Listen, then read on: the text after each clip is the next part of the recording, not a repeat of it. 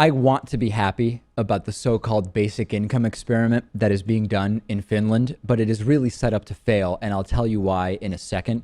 We've been talking about basic income for a long time, and there are many, many movements which, as part of the worldview that they espouse, really point to basic income as something we should be seriously considering. There's the post-scarcity theorists who say we are really heading towards a world where basic goods, including food, even services like shelter and healthcare, have no real need to be scarce and therefore don't even really need to be in the for-profit world.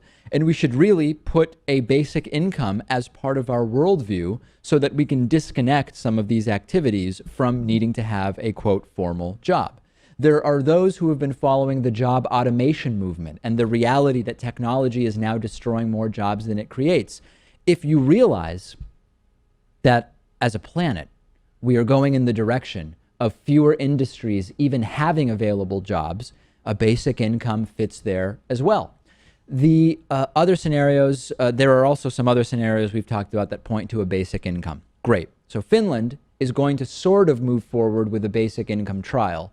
The Ministry of Social Affairs and Health has put together a bill proposing a basic income experiment to test the effects of these guaranteed non-conditional cash payments for individuals in the country. Huge, fantastic, right? Not really. They are going to select several thousand individuals who are already receiving unemployment benefits, and they're going to say, okay, instead of unemployment benefits where you are expected to be looking for a job, and these are of limited time, and they're also conditional based on fulfilling certain requirements, job training, job hunting, etc., we're going to change it. And instead, you're going to get 560 euro per month, and you don't have to do anything. This is unconditional money where you can just get this money. You don't have to be looking for a job, etc. And then they're going to see how many of those people ultimately get jobs compared to the people who are on the conditional unemployment. What on earth are you going to prove by this? If you're really wanting to do a serious test of basic income, you need to take a sample that includes, for example, if you have 5% unemployed in the country, you have another 5% who are underemployed, and then you have 15% who are retired, for example, and 75% who are in the workforce full time.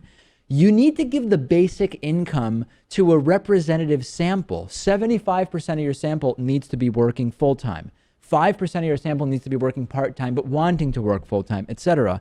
You're not going to prove anything by taking people who are already on unemployment benefits and saying, now you're going to be put on unconditional cash payments and you have no requirement whatsoever to get a job. This seems to me like an experiment, Jason, that is set up to fail, because what's going to happen more than likely is you're dealing only with a group who already doesn't have a job, and you're going only to that group and saying, now you don't even need to look for one. I don't know how this could possibly be a success. The only thing I can relate it to is I know I was hearing an article about the flood in Louisiana and how these people are without job, without home, etc. And part of the unemployment process is they have to go to, I think, 1 or 2 days a week, they have to go to unemployment, like how to become employed meetings. So I'm not sure if this is part of the catch-22 or they don't have to go through this kind of pseudo looking for job process and they can actually look for jobs. The only thing I can maybe think of that may be the only silver lining here. But that's amazingly optimistic. Yeah, I understand what you're saying, which is if some of the mechanisms that are required to stay on unemployment actually take up time and prevent you from really looking for jobs, freeing people from that might actually get them to go and spend more time looking for jobs. The paradigm of this test is completely wrong, especially when we're considering that much of the basic income theories aren't predicated on the idea that we would use income in order to get more people working in the traditional types of jobs that we know to exist now.